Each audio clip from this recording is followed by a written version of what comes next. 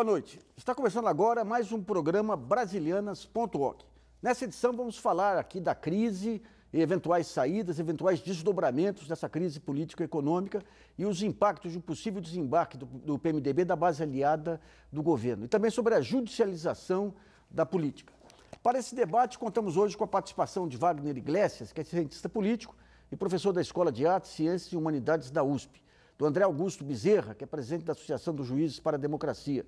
Antônio Correia de Lacerda, economista, sócio-diretor da C. Lacerda Consultores Associados. E do nosso estúdio em Brasília, Thales Faria, que é jornalista e colunista do portal Fato Online. Nesse primeiro bloco, vamos falar dos possíveis pactos aí que estão sendo desenhados em função dessa contagem regressiva para a votação do impeachment. Eu vou contar-lhes lá em Brasília. Thales, o que você tem de novidades aí sobre o chamado acordão aí que está mobilizando o Congresso? Olha, o que está mobilizando o Congresso no momento é, ao que tudo indica, é a questão do impeachment. O PMDB provavelmente deve desembarcar do governo, não se sabe de que forma vai ser esse desembarque, se vai ser um desembarque estrondoso, com todos os ministros saindo, etc., o que é menos provável, ou um desembarque mais gradual. Eu acredito mais que o que esteja sendo acertado é um desembarque gradual, ou seja, o partido sai do governo, os ministros vão saindo aos poucos. Agora, essa sinalização vai servir para que outros partidos também, e esse é o grande temor do Palácio, que outros partidos comecem a também desembarcar. O governo, por sua vez, tem que tentar garantir de cada um desses partidos votos suficientes, apoio suficiente para barrar o impeachment, mesmo não tendo, de alguns deles, o apoio formal do partido como um todo. Quer dizer, o que vai ter agora é toda essa movimentação e essa semana começa a ser decisiva para isso, ainda mais com a possibilidade de o Supremo decidir a questão do Lula, da participação do Lula no Ministério. Vamos ter uma semana de fortes emoções. Para variar, né? Wagner, como é que você está vendo essa dissolução, digamos, política do país? Não, eu corroboro com a visão do Thales, né? O desembarque, se vier a ocorrer, e deve ocorrer mesmo, ele vai ser gradual. E existem questões, inclusive, pessoais aí. Por exemplo, o ministro Henrique Eduardo Alves, ele não tem foro, porque não foi reeleito deputado, né? A ministra Cátia Abreu já sinaliza que pode sair do PMDB para continuar o governo e ir para o PSD. Quer dizer, então você tem questões aí que vão complicar isso que seria um desembarque que o Thales chamou de estrondoso. Acho que estrondoso, de fato, não vai ser. Com relação à dissolução do país, de fato, né? Eu acho que na opinião pública, a visão que se tem dos partidos, no geral, é muito ruim, né? A visão é de progressivo descrédito dos partidos e isso, obviamente, que deverá ter impactos no cenário eleitoral agora de 2016, na eleição para prefeito e vereadores. André, essa questão do clamor das ruas, a gente tem visto aí magistrados aí impressionados, até endossando. Nós vimos ontem um ministro do Supremo até dando entrevistas para redes sociais. Como é que vocês... porque durante muito tempo a gente via que essa questão do clamor das ruas era um fator que era... O grande juiz ele deixava de lado, né? Hoje, com, digamos, todo esse envolvimento, como que o judiciário está se comportando em relação a essas pressões da opinião pública? Olha, acho que é preciso fazer uma distinção. Obviamente, o judiciário tem que sempre estar atento às necessidades da sociedade, né? Tem que sempre estar atento ao mundo para além dos tribunais. Mas é preciso também tomar muito cuidado para que clamores das ruas, ou o que se chama de clamor das ruas, ou o que se chama de opinião pública, não venha a tirar o papel do judiciário naquele âmbito da separação dos poderes, que é a defesa das minorias, né? Se você está falando das ruas, você vai esquecer as minorias e, por consequência, vai esquecer uma série de direitos democráticos, as liberdades públicas tão arduamente conquistadas com a nossa redemocratização. Lacerda, a gente tem essa tentativa do Temer de ter um governo provisório e tudo veio acompanhada aí de um conjunto de medidas, né? Que é aquela ponte para o futuro. Essas medidas incluem perda aí de direitos sociais, redução de programas sociais, e vem com aquela vestimenta mágica, aí que se fizer isso, os mercados acreditam e vem o desenvolvimento. Você acredita que o mercado acredita que um governo que entra no meio de um tiroteio desse, com grande parte aí da base de apoio, sob ameaça de indiciamento, vai conseguir ter legitimidade para... Se você fosse um investidor estrangeiro, você acreditaria? Não, certamente não, né? Até porque criou-se uma espécie de auto-engano dentro da visão disseminada muito no mercado financeiro, alguns setores da mídia, de que a crise se refere a uma pessoa, que é a presidente da República, e que você tira essa pessoa e de uma forma assim milagrosa tudo se reverte. Na verdade, se a gente for fazer uma análise das causas da crise brasileira, né, nós vamos ter componentes internacionais, tem a ver com a queda das commodities, tem componentes jurídicos, políticos jurídicos, que é, por exemplo, a Operação Lava Jato, que travou todo o mercado de petróleo e gás, a construção pesada, né? Você teve elevação de juros, também uma questão mais econômica, né? Que o mundo todo baixando os juros, o Brasil subiu e mantém uma taxa de juros muito alta. E, quarto ponto, claro, a crise política. Então, a crise política não é restrita a uma pessoa, ela é bem mais ampla e não é restrito também ao executivo, se a gente for ver os outros poderes também passam por crise. E, evidentemente, isso não se resolve com um golpe de mágica. No que se refere, Nassif, especificamente ao lado econômico, né, muito por trás dessa visão do documento do programa Temer, né, tem a ideia de que uma ideia de economia doméstica da macroeconomia. Quer dizer, o Estado não pode gastar mais do que arrecada, que é um engodo, né, na verdade. É um engodo para pegar o chamado leitor Ignaro, né? Isso, porque se você pegar no G20, para pegar os 20 países mais relevantes do mundo, todos eles têm déficit, né? Os estados têm déficit fiscal. Por que eles têm déficit? Porque o Estado tem obrigações, especialmente no momento de crise, como o que nós vivemos, que impacta, né, os gastos que ele se refere. E, evidentemente, no caso brasileiro, uma coisa que chama a atenção são os gastos com juros, né? Isso é o maior gasto que nós temos, chega a 9% do PIB. Então, há uma grande incongruência dentro desse processo. E essa visão de mudar e vamos diminuir o Estado, vamos cortar direitos, porque os direitos sociais não cabem no PIB, né? Essa é uma frase muito repetida, né? Mostra uma visão muito simplista do processo, né? Que o Brasil é um país desigual, é um país extremamente que tem déficits importantes do lado social, do lado mesmo estrutural, e que necessita, sim, de uma política de Estado competente para fazer a passagem. Eu vou voltar para Brasília, Thales. É uma pergunta do SR Tupã, que é de Recife. Qual o peso das manifestações populares a favor da democracia na tomada de decisão do Congresso e do Supremo Tribunal Federal para o desenrolar do atual processo político-social? A pressão popular é contrapeso eficaz ao massacre midiático contra as esquerdas e aos ataques ao Estado democrático de direito? E até que ponto Lula será ou não decisivo na sustentação democrática no governo Dilma? Gratos e saudações poéticas. Olha, é claro que o Congresso sempre responde às manifestações populares.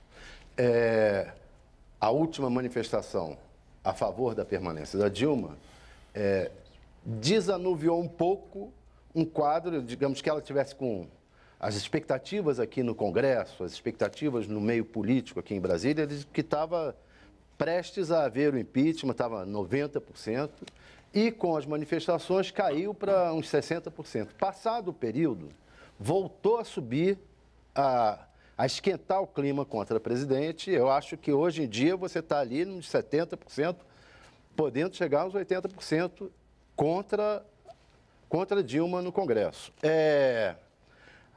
A tendência é que essa manifestação do dia 31 tenha, novamente, jogue a favor do governo.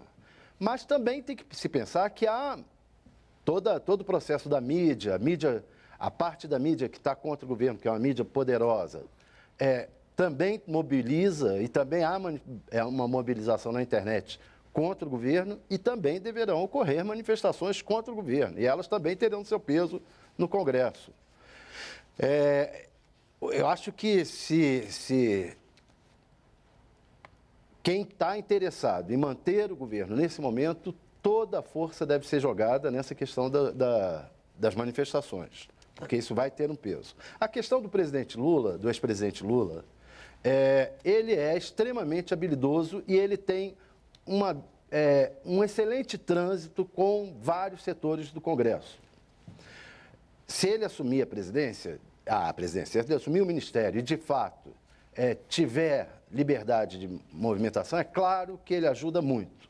O problema é agora saber como é que o Supremo vai se portar nesse caso e se também não vai aparecer mais alguma coisa lá do Paraná, da equipe do Paraná, que a cada hora eles aparecem com uma surpresa. Essa última do juiz Moro, liberar no dia da posse o segredo telefônico, foi bombástica, teve um peso. O próprio Teori Zavascki falou que o estrago já estava feito, né? Então, vamos ver como é que o Supremo vai se portar agora e se não vai o juiz Moro aparecer com alguma coisa, né? Tá. O Wagner, a gente tem visto dois tipos de manifestações aí, né? Você tem uma manifestação, digamos, pró-democracia, e você tem uma manifestação mais diluída, de classe média, que tem alguns enfoques de direita, mas é uma coisa mais diluída. Quando você pega a base, ou pega o Congresso, digamos, as manifestações pró-democracia não vão para a PMDB, não vão para chamados partidos assim mais fisiológicos, né? E de que maneira que você vê esse entroncamento aí de manifestações na definição do Congresso?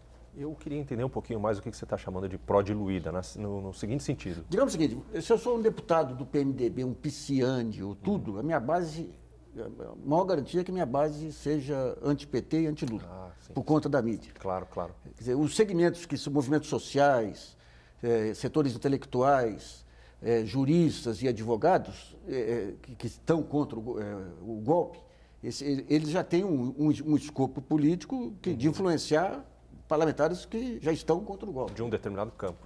Claro. As manifestações pró-democracia ou pró-governo, se a gente quiser assim chamar, elas são mais heterogêneas no seguinte sentido, né? Você tem setores variados da sociedade que estão ali presentes, que não é o caso das manifestações pelo impeachment ou contra o presidente Dilma, ou a favor do golpe, ou como a gente queira chamar, que de fato é uma coisa mais homogênea de classe média, de alta renda, escolarizada, no Centro-Sul, mais especificamente em São Paulo, né? Eu acho que, de fato, me parece que as coisas nesse sentido já estão bastante claras, porque um tipo de manifestação é para influenciar um segmento do Congresso Nacional e o outro tipo para influenciar o outro segmento. A grande mídia está jogando um papel também muito claro, né? E o fato de ignorar ou de tentar deslegitimar as manifestações pró-democracia ou pró-governo, eu acho que aponta nesse sentido, né? Os dados estão jogados já num certo sentido, embora o jogo esteja em andamento. O que você achou, por exemplo, de alguns episódios, como aquele líder dos rebeldes ou revoltados online, que foi expulso pela própria base quando ele propôs um mínimo de bom senso ali? Ele tentou ser legalista ali naquele momento, dizendo, pessoal, vamos se retirar da Paulista porque os caras do PT marcaram de estar aqui amanhã, foi o que ele disse. E acho que foi agredido fisicamente. Mas isso é um sinal, digamos, de uma dispersão, de falta de liderança? Tiraram a tampa, né? Quer dizer, essa é a caixa de Pandora, alimentaram esses corvos aí. Agora, os próprios segmentos, isso é o rescaldo do que se passou com a S e com o Alckmin na Paulista. Quer dizer, é um tipo de segmento da sociedade civil que a gente imaginava já desaparecido ou dentro do armário para sempre, etc. E que está aí, né? E independentemente do desfecho que a crise vier a ter, a gente vai ter que aprender a lidar com esses caras, né? Eles estão agora se sentindo empoderados, né? Estão se sentindo fortalecidos pelas ações de Curitiba, pelo que a grande mídia prega, etc. E eles agora se acham parte do jogo político e vão para cima de quem se colocar contra eles, inclusive os seus próprios aliados, que foi o caso do cara do Revoltados Online. O André, esse episódio, por exemplo, do vazamento de informações de grampos, que vai contra determinadas leis, aí, a própria lei das interceptações telefônicas, aí, que tipo de resultado que pode dar em relação a quem pratica isso? Olha, é difícil você, para um juiz, ficar falando especificamente de um caso sem olhar os autos do processo, né? Mas eu acho que isso, de certa forma, esse vazamento revela o lado ruim de uma operação como a da Lava Jato, né? Lógico, a Lava Jato é interessante, dá a impressão de que todo mundo é igual perante a lei, inclusive o empreiteiro e inclusive o agente político. Mas um caso como a Lava Jato, e eu acho que a questão do sigilo é bem representativa, ele traz alguns problemas. Em primeiro lugar, o problema da crença do direito penal como solução para problemas históricos e estruturais, como a corrupção, né? Direito penal que é, por excelência, seletivo. O direito penal é seletivo, ele sempre vai ser seletivo, né? Ele leva ao crescimento do Estado policial, leva, no final das contas, à supressão das liberdades públicas, e que quem paga com isso não vai ser o empreiteiro nem o político, vai ser aquela população que enche o nosso sistema penitenciário, pobres, negros, né, gente da periferia, e que sofre com esse endurecimento penal na pele, literalmente. E é um outro problema da questão da criminalização da política, né? Muito sério isso, né? O Estado brasileiro tratava a questão social como caso de polícia. Agora também está tratando a política como caso de polícia, né? Então isso mina a nossa democracia. Essa questão do uso intensivo da imprensa nos julgamentos, de que maneira que o sistema, os juízes, de uma maneira geral, enxergam isso? Porque sempre foi um processo de pressão contra juízes, né? Sim. Agora, eles continuam vendo dessa maneira ou não? Olha, parece que não, parece que se tem usado a imprensa de forma favorável em alguns casos, né? Isso já acontecia muitas vezes com o Ministério Público em determinadas investigações, né? Mas eu acho que tem que tomar muito cuidado, né? Porque você vai colocar fatores extrajudiciais, né, para pressionar em decisões judiciais, né? Tá. Fatores extra-altos, né, que nós juristas chamamos, né, para influenciar em questões que estão nos autos. Quando você fala no direito penal como um fator que resolve tudo, como é que você viu essas 10 propostas do Ministério Público Federal? Eu vejo com um olhar bastante crítico. Eu não tenho nenhuma crença nesse fortalecimento da repressão para tratar da corrupção, né? Até porque algumas dessas medidas, claramente, ao meu ver, violam a Constituição, violam a presunção de inocência, violam o caráter excepcional que a prisão deve ter numa democracia, num Estado democrático de direito. Acho que a gente tem que tomar muito cuidado nesse momento. O Thales estava querendo fazer uma pergunta, Thales? Eu queria te perguntar, Nassif, você falou de classe média, como é que você está vendo a participação da classe média agora e em 1964? Thales, sabe que eu estava comentando aqui com o pessoal antes, na minha cidade, em Poços de Caldas, nós tínhamos lá um grupo Gente Nova lá, que quando vieram as marchas de Deus com a família e tudo mais, o nosso grupo foi o grupo que reagiu na época lá, denunciou que havia tentativa de golpe. Em 2010, 2011, eu tive lá em Poços, aquele período eleitoral, e fui num evento lá de aniversário dos netos de um amigo, e os amigos da época repetiam o mesmo discurso. Então você tem a figura anticorrupção, que na época era o Padre Peyton. O Padre Peyton era um reverendo norte-americano, depois se viu que era bancado por grupos lá fora, que fazia a campanha contra a corrupção, rearmamento moral que chamava. Rearmamento moral, ou seja, sempre dando ideia da parte moral ligada à repressão e ao rearmamento. E agora nós temos, digamos, dentro dessa estratégia que foi montada pelo próprio Ministério Público, a figura do reverendo, que é o próprio Deltan Dallagnol, enfatizando os aspectos morais que Deus iluminou para... Então eu vejo semelhanças fantásticas aí. A única diferença é que em 64 havia os generais que praticavam o golpe. E agora você tem cabos e sargentos aí do judiciário que fazem isso. Mas vamos para o primeiro intervalo e brasilianas.org volta já.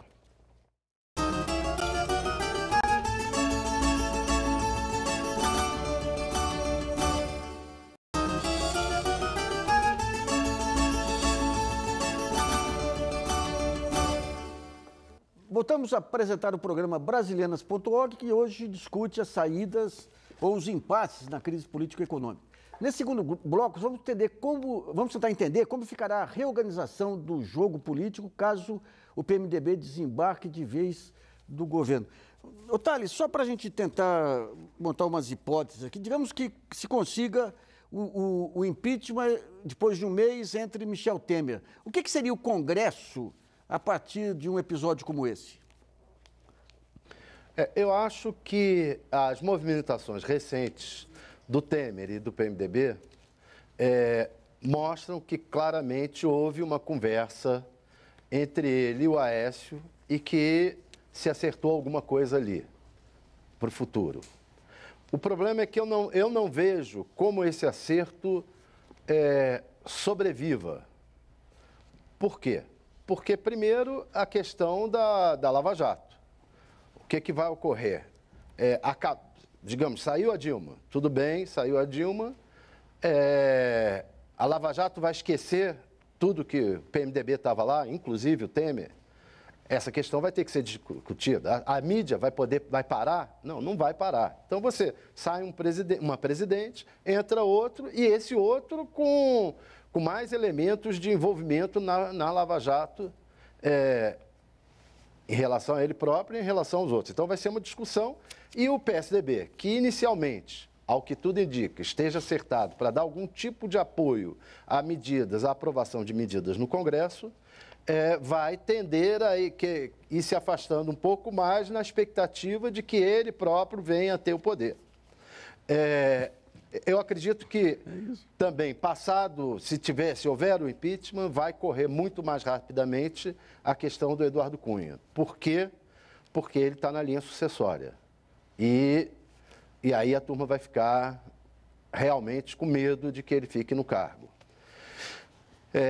Então, o que o PMDB vai tentar fazer vai ser um novo jogo de alianças ali no Congresso que permite. Só que ele não vai contar com o PT e a aliança com o PSDB, que é o outro partido forte do Congresso, é uma aliança que eu acho que tende a se esvair rapidamente. Então serão momentos difíceis, não é fácil prever o que vai acontecer, mas serão momentos também difíceis. Eu acho que vai continuar um clima difícil, muito embora haja um primeiro momento em que os agentes econômicos, por causa desse projeto, a Ponte para o Futuro, não sei o que tal, esses agentes econômicos tentarão se acertar, inclusive a mídia, a grande mídia. Ô Wagner, e do lado de fora aí, das manifestações, da opinião pública e tudo, qual seria a reação aí a um possível governo Temer com Aécio e Cunha na linha sucessória? A primeira coisa para dizer, ainda dando sequência ao que o Tales disse, um governo desse de Temer com o PSDB vai ser um governo que tende realmente a uma aliança que vai diminuindo ao longo do tempo, porque o próprio PSDB está dividido em 3 partes, né, muito claras, e os 3 com um projeto presidencial, né? Então vai ser difícil que o PSDB, como um todo, consiga afiançar essa aliança com o eventual presidente Michel Temer. Com relação às ruas, eu vou um pouco no que o Boulos tem dito e outros movimentos têm dito, né? Ele não vai ter refresco, o presidente Temer, o eventual presidente Temer, porque vai vir com essa agenda, que é uma agenda que une toda a oposição de direita, uma agenda de medidas muito duras do ponto de vista da economia para os setores populares, para os trabalhadores. Então, efetivamente, você vai ter, primeiro, a questão de que o impeachment de Dilma vai ser visto como ilegítimo, provavelmente, né? Os próprios políticos da oposição estão dizendo, não é golpe. Eles próprios já acusaram o golpe, digamos assim, claro, a usar a palavra que não é golpe, não é? Que está dentro da lei, etc., que está previsto pela Constituição. Mas, efetivamente, vai passar para a sociedade, para uma boa parte da sociedade civil, como um ato ilegítimo. E, em segundo lugar, as medidas vão ser profundamente deletérias e muito rapidamente serão. E ainda teremos um quadro já contratado de recessão no segundo semestre. Sim, muito rapidamente serão sentidas pela população como medidas muito duras. Então, a resistência nas ruas vai ser forte. Eu acho que para se impor aí a Agenda Brasil do Renan ou a Ponte para o Futuro, que é do Temer, do Delfim, sei lá, enfim, o governo vai ter que brutalizar um pouco, o Estado vai brutalizar as relações com os movimentos sociais. Já tem aí a lei antiterrorismo que foi aprovada. Então, acho que o cenário, no eventual governo Temer, com essa agenda, é um cenário bastante preocupante. Como é que você acha que o Poder Judiciário vai se comportar? Tem 2 perguntas aqui, André, do Rogério Macedo, de Bandeirantes, Paraná. Como que é possível o deputado Eduardo Cunha presidir um processo de impedimento em meio a um processo de cassação dele próprio? Ele pergunta, não há um mandato de segurança que retire de presidente, pelo menos, que barre o seu poder? Olha, o Supremo tem mostrado cautela, bastante cautela em relação à presidência da Câmara, né? talvez enxergando como chefe de poder, né? E tem evitado entrar mais nisso. Mas, de fato, há um problema muito sério que é a legitimidade do eventual presidente Michel Temer, né? A gente tem discutido aqui, nesse programa, inclusive, as alianças entre os partidos, né, para discutir o impeachment, mas ninguém fala da questão jurídica do impeachment, né? Qual o crime de responsabilidade praticado pela Presidente da República e que pode levá-la ao afastamento, né? Esse crime não está claro, nem mesmo nas ruas, né? As pessoas que foram gritar pelo impeachment mal sabem do que ela está sendo acusada, mal sabem o que é pedalada fiscal e que muitos governadores fazem e que até hoje não foi considerado crime, né? Não há nenhuma decisão que considere este fato como crime. Então, há um problema muito grande da legitimidade, né? E que, de fato, imagino eu, né, tenho conversado com movimentos sociais, vá aquecer a luta na rua, né, pelos direitos, né? E que eu temo leve ao crescimento do Estado policial, né? Uma natural consequência dessa crença do direito penal como solução para o nosso problema. Se tiver manifestação de rua, as Forças Armadas vão ter que ser acionadas, justamente a parte mais legalista do país hoje. Sem dúvida, né? Essa é a ironia, né? Puta vida. Lacerda, como é que você vê essa questão da legitimidade do Temer aí também? Em termos de, digamos o seguinte, o Delfim diz que nós já estaríamos no fundo do poço. Você acredita nessa possibilidade ou o fundo do poço pode ser mais fundo ainda? Olha, nós estamos no segundo ano de recessão, né? O ano passado a economia caiu 3,8%, sendo que os investimentos caíram 14%. Uma combinação perversa, né, de queda das commodities, efeito da Operação Lava Jato, mais juro muito alto, crise fiscal, crise política, né? Então isso levou a uma situação que a mudança de presidente eventual não se altera, né? Quer dizer, claro, você pode eventualmente até produzir com o impacto que está sendo gerado em alguns setores expressivos da sociedade, mais o apoio da mídia, etc., você pode criar um clima de euforia, né? Principalmente nos mercados. Mas os problemas estarão lá, né? E cada vez que ficar mais claro que se trata de um golpe, né, como parece que é o consenso aqui, essa eventual saída da Dilma, isso, por outro lado, gerará reações muito fortes, né, de todos os setores que se sentirão prejudicados. Por exemplo, o lado social será fortemente afetado, porque muitas das medidas propostas partem desse princípio, né, de que é preciso rever o contrato social, né, inclusive previsto na Constituição de 88, né, e que, portanto, deve mudar significativamente o desempenho da própria economia. Eu tenho uma pergunta do Rodrigo Souza Gomes, de Salvador. Ele pergunta o seguinte: um governo advindo do impeachment vai recorrer ao populismo cambial para se legitimar e ter margem para impor medidas impopulares? Isso deve prejudicar a retomada dos investimentos produtivos? Pois é, o populismo cambial, que seria o dólar barato, né, como a gente teve em praticamente todos os governos pós-democracia, né, só para citar o período mais recente da nossa história, consiste em você baratear as importações, prejudicando a indústria local, conquistando uma parcela expressiva, né, da classe média, porque torna os produtos importados mais baratos, te permite viajar para o exterior, né? Mas é um desastre para o país, né? Porque você acaba com a sua indústria, acaba com a participação dos trabalhadores, etc. E por que os governos insistem muitas vezes em usar o populismo cambial? Exatamente por isso, né? Porque é um meio fácil de controlar artificialmente a inflação, né? Por isso que, principalmente tendo em vista o calendário eleitoral e pensando agora num governo tampão, né, que poderá ocorrer, você pode cair sim nesse erro, né, que ao meu ver vai ser um erro. Antes dessa segunda etapa aí de vazamentos da Lava Jato, quando começou a acalmar um pouquinho a situação, havia sinais de... A própria indústria, parece que os últimos indicadores já mostravam que havia uma certa recuperação. Você sentiu alguma coisa antes dessa última etapa aí de aprofundamento aí da crise política, de recuperação? Por exemplo, você já tinha algumas projeções de queda de inflação. Isso. O PIB caindo ainda, mas um efeito estatístico.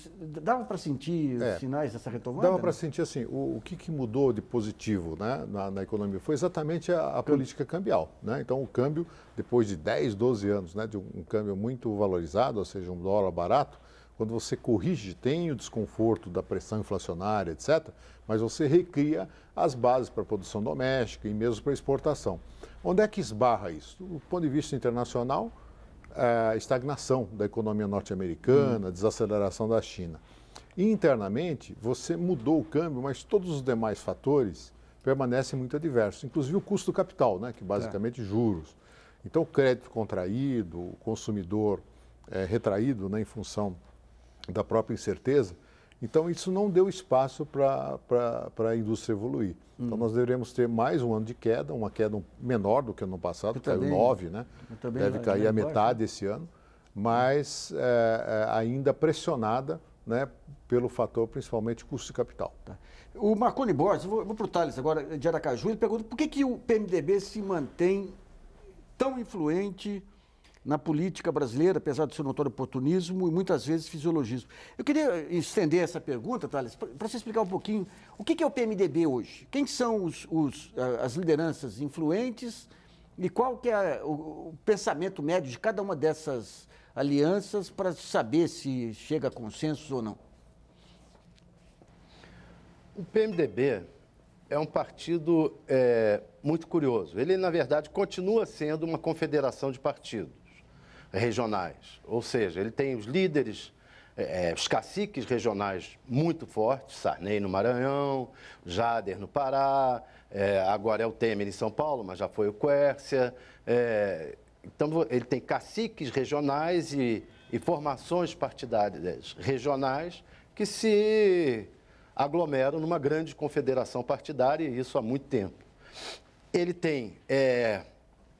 está bem espalhado por todos os municípios, é o maior partido, o mais espalhado pelo país. E, se você notar, a política brasileira, desde a redemocratização, ou seja, começou na redemocratização, para onde foi o PMDB, foi mais ou menos para onde foi a política brasileira. Quer dizer, como o nosso telespectador diz, o PMDB realmente tem uma força muito grande na política brasileira, muito embora ele seja um partido repartido, com vários líderes regionais. Sarney hoje conversa com Lula, continua ali próximo do governo, como sempre esteve a vida inteira dele. O Renan é uma outra força que se fez, mas de um Estado muito pequeno, com pouca influência desse Estado no Congresso. Quer dizer, a força que o Renan tem no Senado hoje foi construída por ele, mas também é muito passageira, todos sabem disso. Quer dizer, o Renan, quando sair da presidência do Senado, não terá uma grande força. Muito embora seja muito habilidoso na articulação e provavelmente consiga juntar alguns senadores em torno dele, mas não tem uma força pessoal grande como tinha o Sarney quando ex-presidente da República e com uma bancada grande, bem maior no Maranhão do que a bancada de Alagoas. Ou como a bancada da Bahia já foi no PMDB e hoje já não é mais. O Gedel é hoje o cacique regional da Bahia e da Bahia tem 1 ou 2 deputados. Então não tem mais grandes forças. Ou seja, o PMDB é um partido repartido, mas continua sendo a grande força do Congresso porque representa as maiores lideranças regionais da política tradicional brasileira, hoje em dia. Eu acho que está mais ou menos respondido o que o leitor perguntou. Ou você vê alguma outra coisa, Nassif? Não, respondeu bem, o Thales, é isso que a gente estava querendo ouvir. Eu queria ver com o Wagner, como é que você vê o papel do Renan? Porque em alguns momentos, ele tem a Lava Jato atrás dele, mas em alguns momentos cruciais ele sempre aparece como uma voz de bom senso. Assim. Como é que você vê a história dele e o papel dele hoje? É interessante que recentemente, há 2, 3, 4 dias atrás, ele deu aquela declaração, né, para os jornalistas que impeachment sem um motivo tem um outro nome, né? 2 vezes ele repetiu isso. Me parece, assim, olhando muito de longe, né, me parece que ele oscila muito entre bater e assoprar em relação ao governo. Né? Eu tenho a impressão que ele é um apoiador do governo, mas que, digamos assim, cobra uma fatura alta por esse apoio. Ou ter que se curvar às circunstâncias também, né? Também as circunstâncias, porque ele também tem os seus próprios problemas, também já apareceu em diversas denúncias. Então, ele faz esse cálculo sofisticado o tempo todo de estar mais próximo ou menos próximo do governo.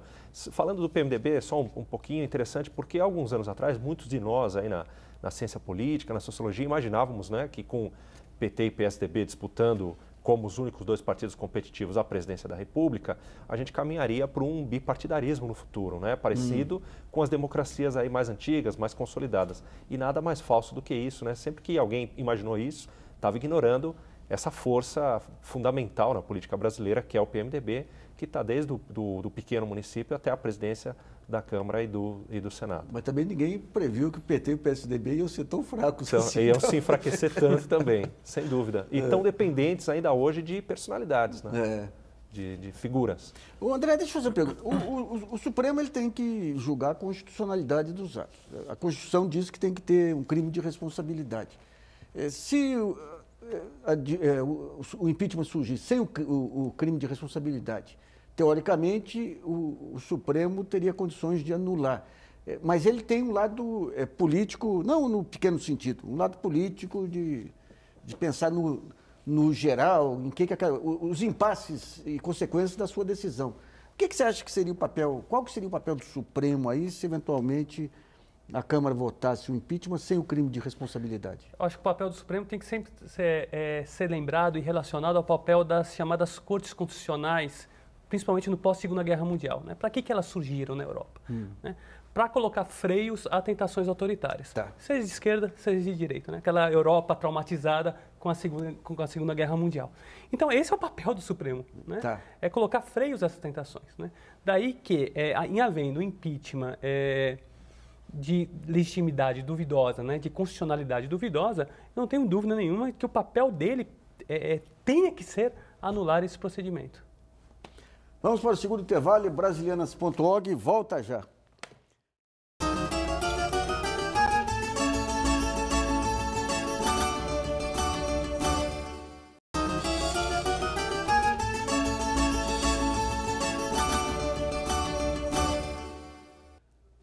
Voltamos a apresentar o programa Brasilianas.org, que discute hoje as saídas ou os impasses da crise política e econômica. Nesse terceiro bloco, vamos falar das expectativas para a economia e a questão da judicialização da política. Eu volto com o André. O André, o Supremo ele tomou, em muitos momentos, aí, decisões relevantes, ocupando vácuos aí deixados pelo Congresso, inclusive em defesa de minoria, tudo.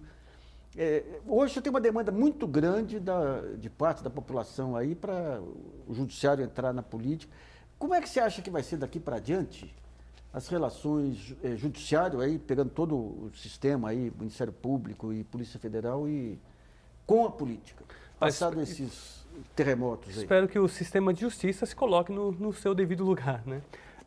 Lógico, a judicialização da política é um fenômeno também do pós-Segunda Guerra, né? Onde quando os estados começaram a positivar, né, prever uma série de direitos, né, o que levou a uma distância entre a realidade das normas, né, a realidade dos direitos e a realidade da vida das pessoas. Né? E no Brasil isso é muito claro, numa Constituição que tem uma série de direitos, num dos países mais desiguais do mundo. Né? Então é fato é algo inevitável essa judicialização da política.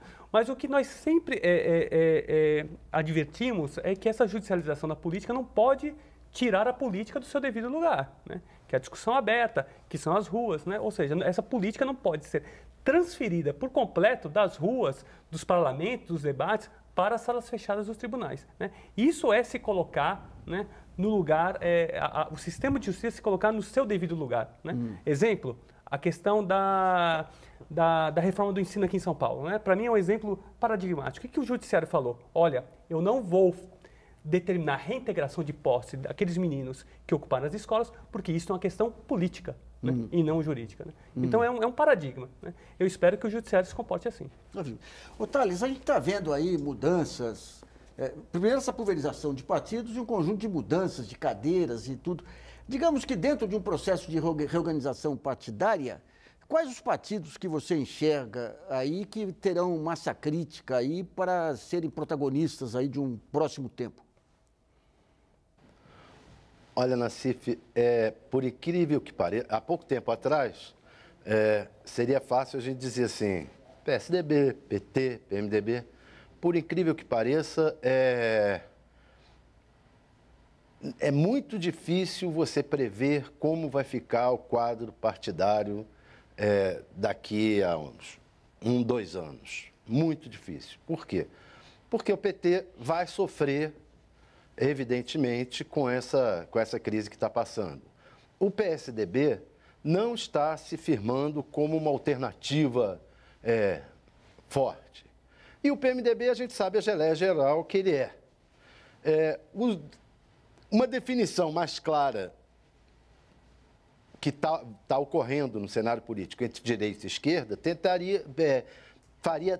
tenderia a que houvesse uma agremiação mais notadamente de esquerda e uma mais notadamente de direita que crescesse.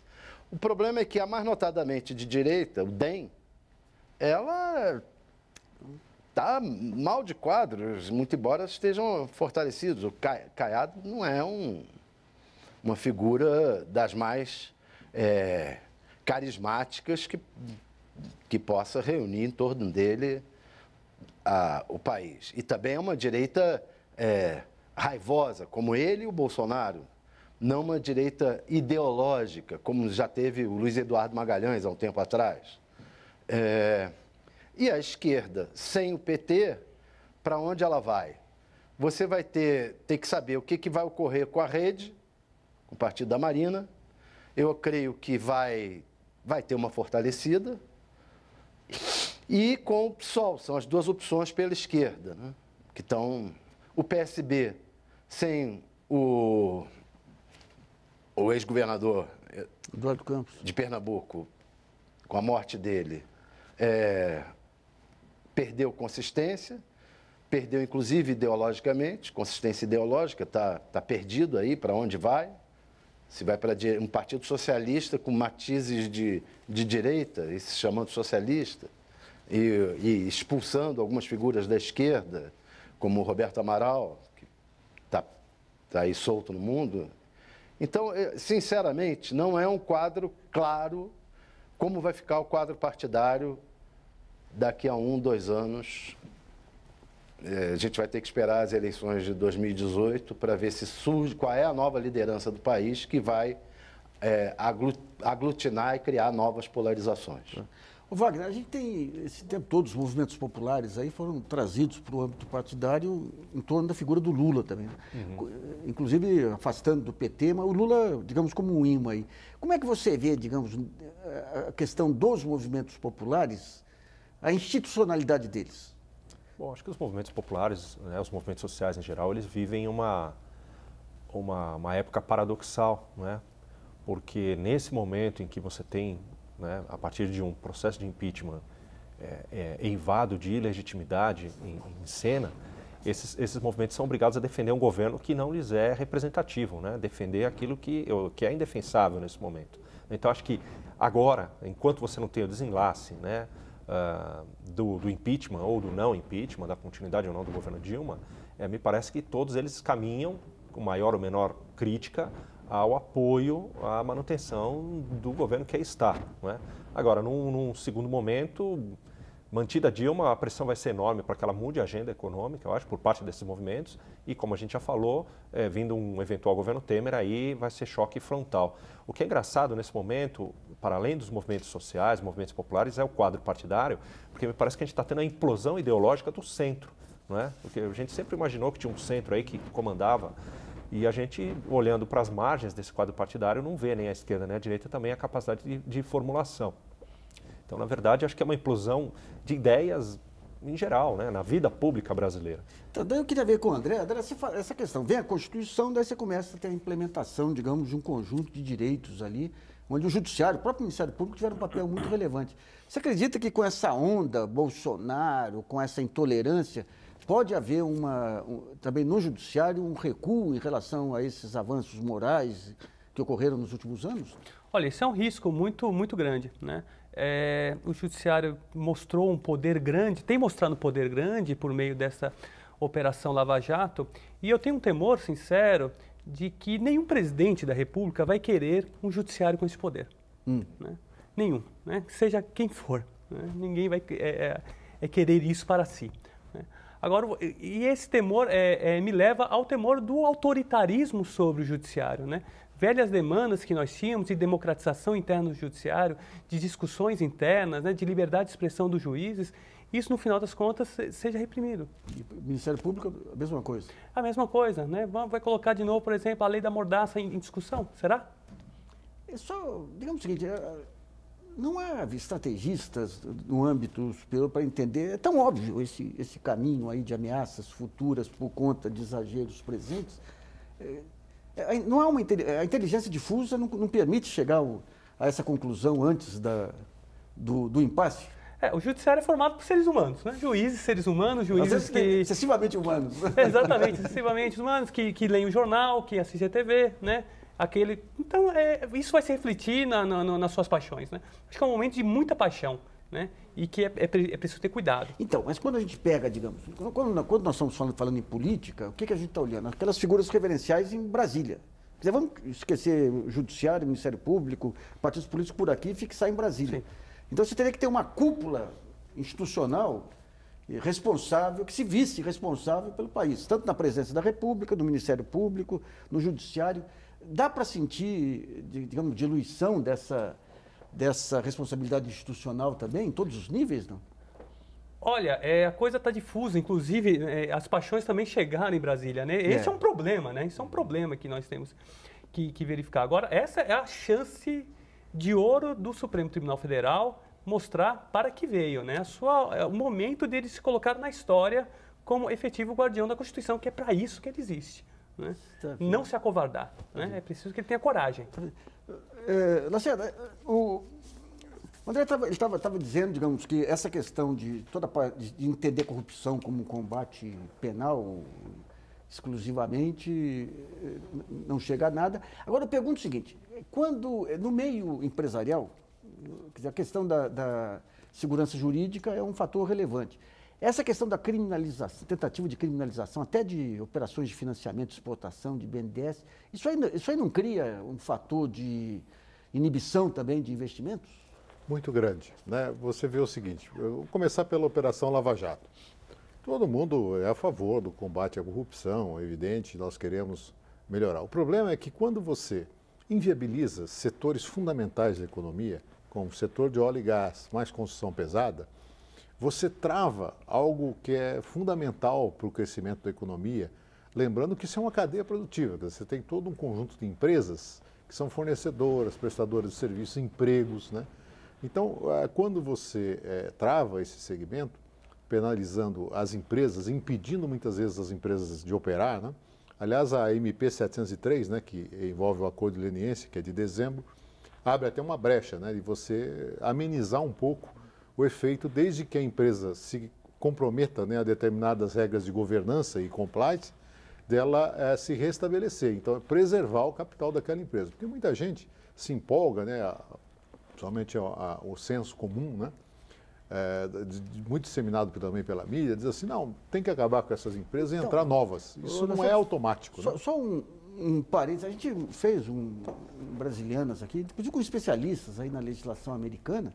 Lá o Ministério Público entra quando tem denúncia de corrupção numa empresa, é muito rápido, faz o acordo de leniência, pune severamente com multas quem tiver que punir, prende, afasta o executivo e resolve rapidamente para a empresa voltar para...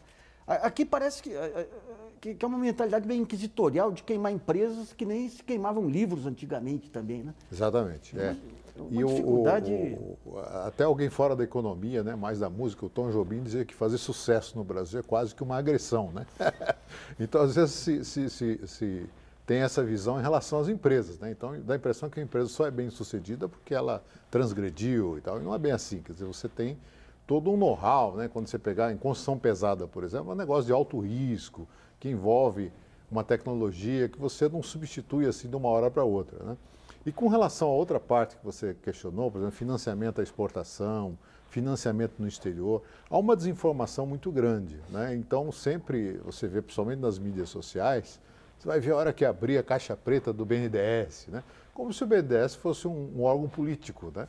E a gente sabe que não. Lá existe uma tradição, gente concursada, muito competente, né? Que os órgãos técnicos do BNDES, quer dizer, uma diretoria, ela não tem autorização para autorizar um empréstimo sem que tenha passado pelas instâncias, que averigou as garantias, averigou a viabilidade econômica do projeto. Claro, né? Então, claro. há muita desinformação, né, em função disso. E claro que isso sim gera um ambiente de insegurança, né? De um lado, você tem economicamente, com as taxas de juros praticadas no Brasil, um verdadeiro estímulo ao ócio, né? Porque sem fazer nada, você aplicar em título público, que tem liquidez, segurança, né? E uma rentabilidade maior do mundo, né? E do outro lado, uma insegurança muito grande em você empreender, o que vai ocorrer vai que nós nos vamos nos tornar, como já nos tornamos, um país de rentistas, né? Mas se você não tiver a produção para garantir o rentismo... Não vai dar certo. É o que o Joelmir dizia, né? O cachorro comendo o próprio rabo, né? Ô, Thales, como que o Palácio está se movimentando hoje? Há sinal de visão estratégica da crise, tudo, ou é matar um leão por dia aí? O grande leão agora é a votação do impeachment. O Palácio, a preocupação maior do Palácio é conseguir um mínimo de votos na comissão e no plenário para barrar o impeachment. Qual a estratégia? A estratégia já se dá como certo que o PMDB, formalmente, como partido, sairá do governo, sairá da base do governo. Então, a estratégia é conquistar isoladamente deputados do PMDB e dos demais partidos da base do governo que venham a seguir o rumo do PMDB. Quer dizer, vai ser ali no dia a dia, em cima de deputado por deputado. Tanto que houve agora o indicado do Michel Temer na Anvisa que foi retirado. Foi retirado por quê? Porque ele já se entregou, já se viu que o Michel Temer está do outro lado e pronto, então vamos usar essa vaga aí para outro deputado, outro líder aí que possa trazer votos. Então, agora a estratégia do Palácio é caçar votos no varejo e tentar ver se dá para segurar. Não é impossível, porque, na verdade, são poucos votos, são 170 votos que precisa para barrar o impeachment no plenário, 172. Então, são poucos votos. Não é impossível que consiga isso. Agora, está difícil, não está muito fácil, não. Bom, o programa Brasilianas.org sobre a crise político-econômica termina por aqui. Eu agradeço a participação do Wagner Iglesias, que é cientista político, professor da Escola de Artes, Ciências e Humanidades da USP, do André Augusto Bezerra, que é presidente do Conselho da Associação de Juízes para a Democracia, e do Antônio Correia de Lacerda, que é economista, sócio-diretor da C. Lacerda Consultores Associados. E do nosso estúdio em Brasília, o Thales Faria, jornalista e colunista do portal Fato Online. Lembre-se, você pode continuar colaborando, enviando sugestões, textos e vídeos para o portal brasilianas.org. Esse espaço aqui também é seu. E voltamos na próxima segunda-feira. Até lá!